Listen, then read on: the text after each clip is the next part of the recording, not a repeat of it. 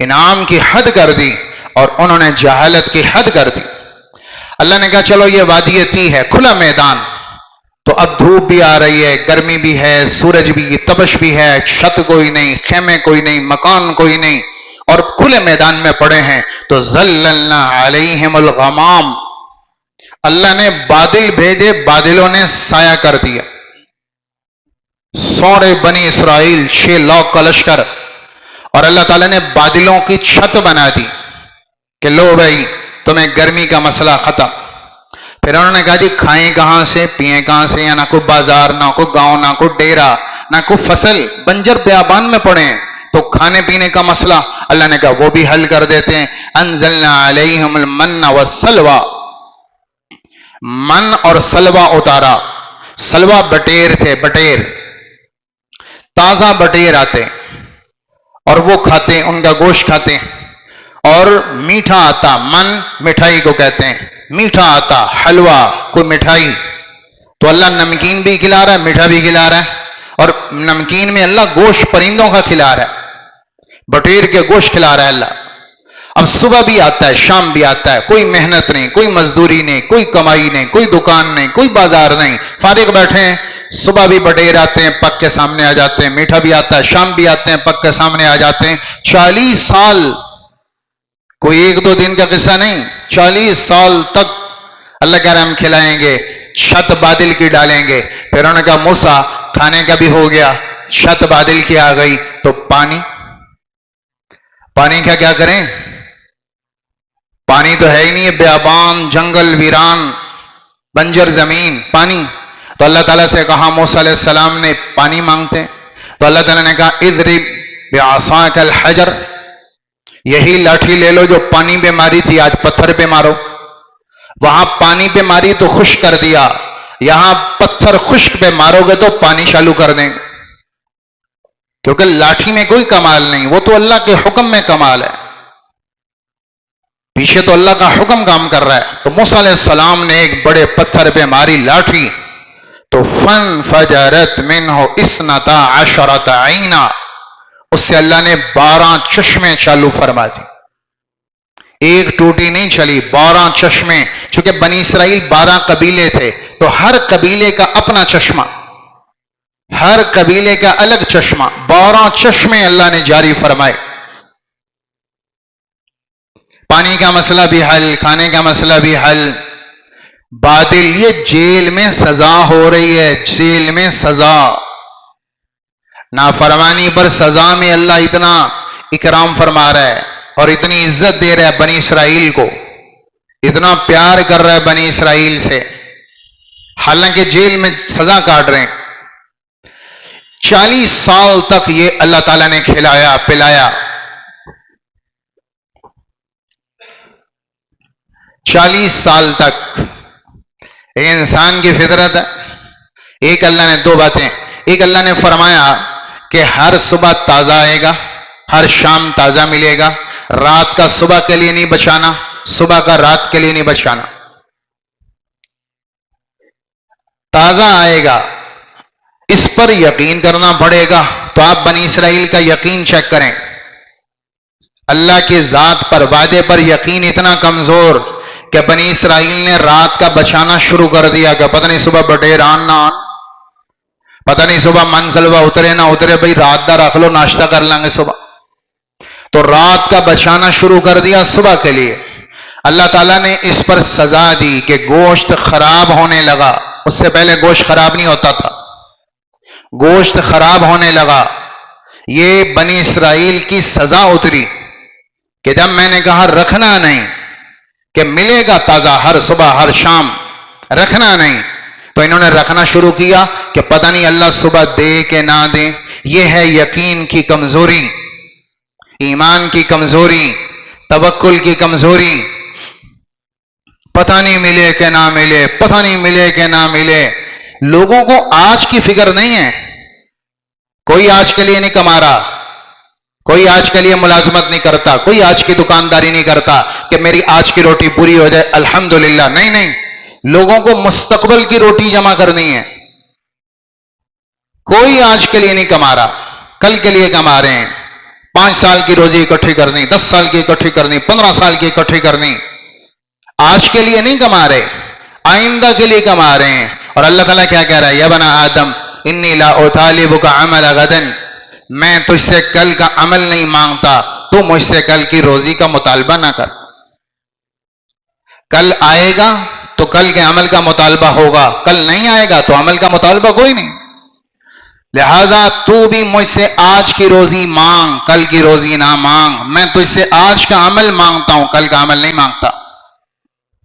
ہمارے ہاں جو لوگ کمائیوں میں پریشان ہیں وہ آج کی روٹی کے لیے پریشان نہیں ہے کہ شام کو 2 روٹی کھا کے سو جاؤں. کوئی بندہ ایسا نہیں، وہ پریشان ہے مستقبل کی روٹی کے لیے. اللہ کے نبی 4 دن کا فاقہ، آپ باہر نکلے، عبداللہ بن عمر رضی اللہ تعالیٰ عنہ آپ کے ساتھ، تو ہوا کے جھونکوں سے کھجوریں گر رہی تھیں. وہ گندی، وہ ردی کھجوریں مٹی والی آپ اٹھائی، آپ نے صاف کی اور صاف کر کے آپ نے وہ کھجوریں کھا لی. تو آپ نے عبداللہ بن عمر سے کہا تم بھی کھاؤ. انہوں نے کہا یا رسول اللہ لا اشتہیہ، میرا تو دل نہیں چاہ رہا، میرا دل نہیں کر رہا، میں نہیں کھاتا. تو آپ نے فرمایا ولکنی اشتہیہ، لیکن میرا دل کر رہا ہے. وَهَذِهِ صُبْحُ رَابِعَةٍ مَنْذُ لَمْ أَذُقْ طَعَامًا وَلَا دَوَاقًا، اور آج 4تھی صبح ہے کہ میں نے کوئی چیز زبان پہ نہیں ڈالی، کوئی لقمہ تک نہیں ڈالا، کوئی چیز چکھی تک نہیں. آج 4تھی صبح ہے تو میرا تو دل کر رہا ہے. پھر آپ نے فرمایا فَكَيْفَ بِكَ يَا ابْنَ عُمَرَ، اے عبداللہ بن عمر، تو زندہ رہے گا تو کیا حال ہوگا تیرا جب تو وہ قوم دیکھے گا جن کے گھروں میں 1 سال کا راشن پڑا ہوگا اور وہ فاقے کے ڈر میں پھر بھی پریشان ہو. نسلوں کے انتظام ہوئے پڑے ہیں پھر بھی فاقے کا خطرہ، نسلوں کے انتظام ہوئے پڑے ہیں پھر بھی اللہ پر فاقوں کا خطرہ. تو پوچھا عبداللہ بن عمر نے یا رسول اللہ یہ کیوں ہوگا؟ تو آپ نے کہا اللہ کے توکل اور اللہ کے رزق کے وعدے پر یقین نہ ہونے کی وجہ سے. وَمَا مِن دَابَّةٍ فِي الْأَرْضِ إِلَّا عَلَى اللَّهِ رِزْقُهَا. تو بنی اسرائیل کیا کہنے لگے؟ ایک تو گوشت رکھنے لگے، خراب ہونے لگا. دوسرا موسیٰ اللہ سے کہو لن نصبر علی طعام واحد، یہ روزانہ گوشت اور بٹیر کھا کھا کے ہم تنگ آ گئے، ہمیں گوشت نہیں چاہیے، ہمیں اب بٹیر نہیں چاہیے، یہ جو اللہ من اور سلوہ بھیج رہا نہ بھیجے، ہمیں یہ نہیں چاہیے، اسی تنگ آ گئے روزانہ کھا کھا. لہذا اب کیا چاہیے؟ فادع لنا ربک یخرج لنا مما تنبت الارض من بقلها وقثائها وفومها وعدسها وبصلها. ہمیں لہسن چاہیے، ہمیں پیاز چاہیے، ہمیں دال چاہیے، ہمیں سبزی چاہیے، اب ہمیں گوشت نہیں چاہیے. اللہ سے کو من سلوہ ہٹا لے، ہمیں نہیں چاہیے. وہ اللہ تعالیٰ انعام بھیج رہا تھا. دال بنی اسرائیل نے مانگی، اللہ نے نہیں دی. سبزی بنی اسرائیل نے مانگی، اللہ تو گوشت اتار رہا تھا. تو اللہ تعالیٰ نے کہا تستبدلون الذی هو ادنی بالذی هو خیر. جاؤ بدبختو، تمہیں اللہ کی نعمت کی قدر نہیں. جب نہیں تو پھر ٹھیک ہے، جاؤ محنت کرو، ہل چلاؤ اور گوڈی کرو اور بیج ڈالو اور محنت کرو اور انتظار کرو. جاؤ جا کر محنت کرو، غلہ اگاؤ اور کھاؤ. کہ تم اس قابل نہیں کہ تمہیں بٹھا کے کھلایا جائے، تم اس قابل نہیں. یہ بنی اسرائیل کی ناشکری کا مزاج، یہ سارے مزاج اللہ تعالیٰ مجھے آپ کو سنا رہا ہے. 40 سال یوں گزرے، 40 سال کے بعد اب بیت المقدس میں جانا ہے. تو اللہ تعالیٰ نے کہا 2 کام کرنا. بیت المقدس شہر میں جانا تو 2 کام کرنا. ایک کام کیا کرنا کہ وَادْخُلُ الْبَابَ سُجَّدًا. بہت بڑی نعمت ہے کہ تمہیں بیت المقدس مل رہا ہے، اپنے باپ دادوں کا وطن مل رہا ہے، تم اپنے گھر لوٹ رہے ہو.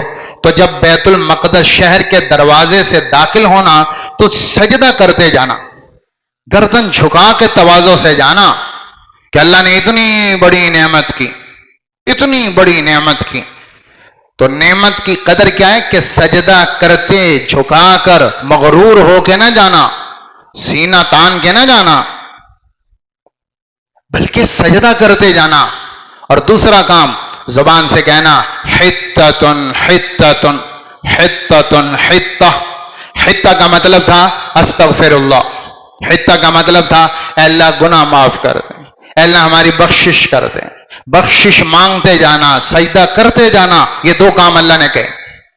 اب آپ ان کی بدبختی دیکھیں کہ اللہ کے ہر حکم سے ضد ہے، ہر حکم سے ضد ہے. انہوں نے کیا کہا؟ انہوں نے کیا کیا؟ اللہ نے کہا تھا جھک کے جانا، یہ اپنی سرینوں پر بیٹھ گئے نیچے اور گھسڑ گھسڑ کے سینہ تان کر اندر گئے کہ ہم سر نہیں جھکائیں گے، ہم سینہ نہیں جھکائیں گے اور ہم سینہ تان کر شہر میں داخل ہوں گے. اللہ نے کہا حتتن کہنا، جس کا مطلب تھا اے اللہ ہمارے گناہ معاف کر دے، گناہ معاف کر دے. انہوں نے لفظ بدلا، حتتن کو کہا حنتتن حنتتن حنتا. اور حنتا کس کو کہتے ہیں؟ گندم، گندم. وہ کہہ رہے ہیں حتتن معاف کر دے، یہ کہہ رہے ہیں حنتتن گندم دے دے، کھانا دے دے، اناج دے دے. حتتن نہیں حنتتن. لفظ بھی بدلا، عمل بھی بدلا، دونوں کام اللہ کے حکم کی ضد میں. یہ بنی اسرائیل کی فطرت کھل کر آئی کہ پہلے تو کہتے تھے بھئی ہم تو فرعون کے انڈر میں ہیں، کیا کریں، حکومت کے قانون ہیں، کرنا پڑتا ہے. ہم تو فرعون کے انڈر میں غلام ہیں، کیا کریں، کرنا پڑتا ہے. ہر الزام حکومت پر، نافرمانی اپنی، الزام حکومت پر.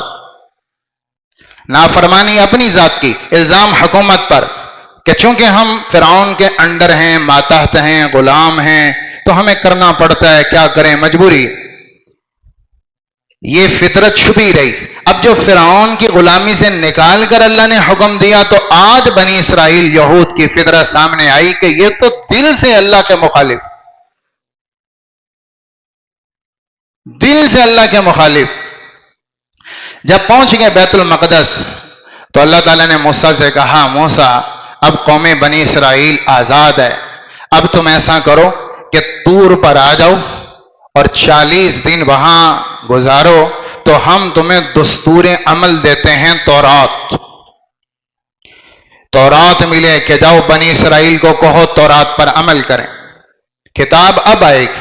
جب تک بنی اسرائیل فرعون کے ماتحت تھے اللہ نے تورات نہیں دی کہ یہ بہانہ کریں گے کہ ہم تو فرعون کے ماتحت ہیں، کیسے عمل کریں، ہم تو ایک ظالم قانون اور حکومت کے ماتحت ہیں، کیسے عمل کریں. تو جب تک فرعون کے ماتحت رہے اللہ نے تورات نہیں دی. فرعون کی غلامی سے نکلے تو تورات آئی کہ اب تو تم آزاد ہو، اب ذرا کر کے دکھاؤ. تو بنی اسرائیل موسیٰ علیہ السلام چلے گئے 40 دن کے لیے طور پر، اور طور کافی فاصلہ ہے ملک شام سے. تو پیچھے ہارون علیہ السلام کو بنا گئے 40 دن کے لیے نائب کہ قوم کا خیال رکھنا. اب موسیٰ چلے گئے تورات لینے، پیچھے فتنہ پڑ گیا سامری کا.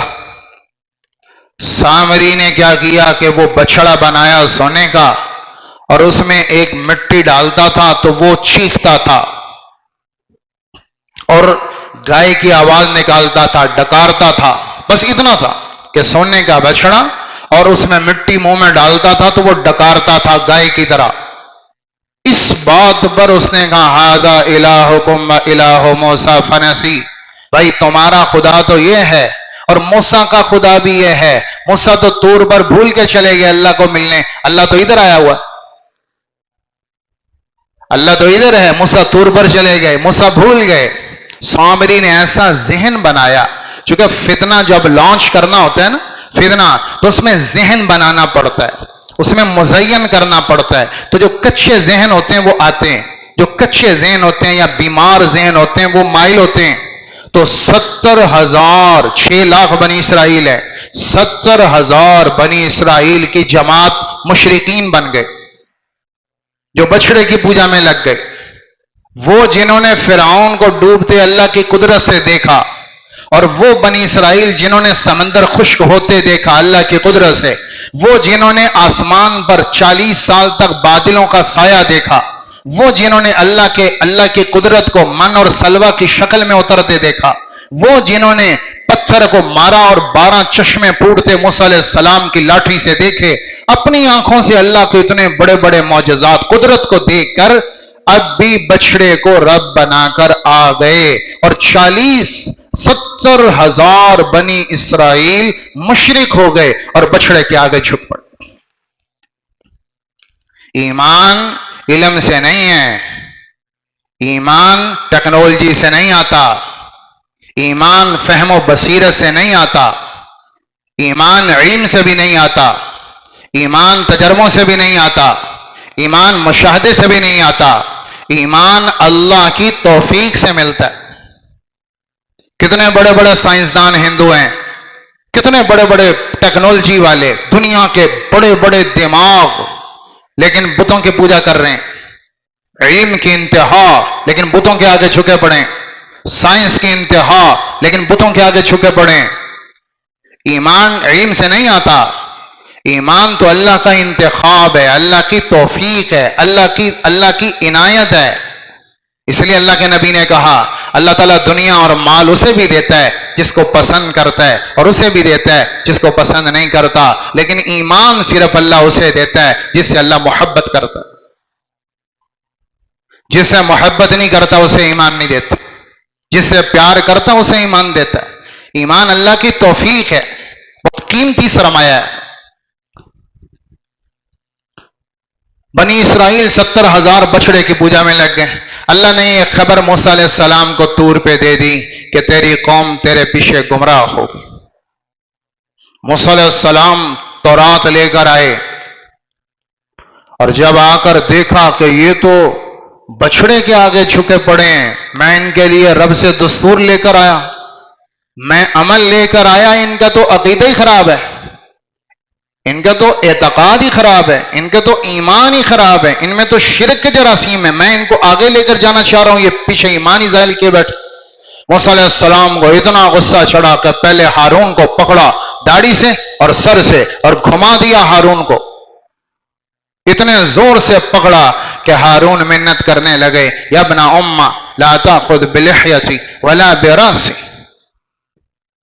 اے میری ماں کے جائے، اے میری ماں کے جائے، میرے بھائی، سگے بھائی، ایسا نہ کر، میری داڑھی چھوڑ دے، میرا سر کے بال چھوڑ دے۔ میں نے کمی نہیں کی تبلیغ میں، میں نے دعوت میں کمی نہیں کی، میں ان کو سمجھاتا رہا، لیکن یہ آپ سے باہر ہو گئے، میں کیا کرتا؟ سامری کا جادو چل گیا، میری دعوت نہ چلی، اور اس کا باطل چل گیا، میرا حق نہ چلا، میں کیا کرتا؟ آپ مجھ پہ غضب نہ ڈھائیں، میں نے کمی نہیں کی۔ موسیٰ علیہ السلام کو اللہ تعالیٰ نے کہا موسیٰ یہ جو 70,000 مشرک ہوئے ہیں ان کی توبہ ہے قتل، ان کی توبہ ہے قتل، ان سب کو قتل کیا جائے گا، یہ ان کی توبہ ہے، قتل کے بغیر توبہ نہیں۔ یہ صرف اس امت کے ساتھ اللہ نے کیا ہے کہ شرک نہ ہو، اور کوئی بڑے سے بڑا گناہ کر لے اور آ کر اللہ سے معافی مانگ لے، اللہ معاف کر دے۔ یہ صرف اس امت کے ساتھ ہے۔ بنی اسرائیل میں توبہ تھا قتل، لہذا 70,000 کو تو کیا گیا قتل، اور سامری کو چھوڑ دیا جو اصل مرکزی فتنہ پرور تھا اور بنانے والا، اسے چھوڑ دیا۔ لیکن اس کے لیے سزا کیا مقرر ہوئی کہ اللہ تعالیٰ نے کہا اس کو ایسی بیماری اللہ لگاتا ہے کہ جو اس کو ہاتھ لگائے گا اس کو بھی بخار ہو جائے گا اور ہاتھ لگانے والے کو بھی ہو جائے گا، جو اس کو ہاتھ لگائے گا اس کو بھی بخار ہوگا، ہاتھ لگانے والے کو بھی ہوگا۔ لہذا وہ جو ملتا تو وہ کہتا ہے لا مساس، میرے قریب نہ آنا، مجھے نہ چھونا، کیونکہ کوئی چھوئے گا تو میں بھی بیمار پڑ جاؤں گا، کوئی ہاتھ لگائے گا تو میں بھی بیمار پڑ جاؤں گا، بخار کی شدت، تو لا مساسا، لا مساسا، مجھے ہاتھ نہ لگانا۔ ایمان بنی اسرائیل کا اتنا ناقص، جہاد آپ نے دیکھا ختم، یہود کبھی میدان میں نہیں آیا، اللہ کے ساتھ یقین ختم،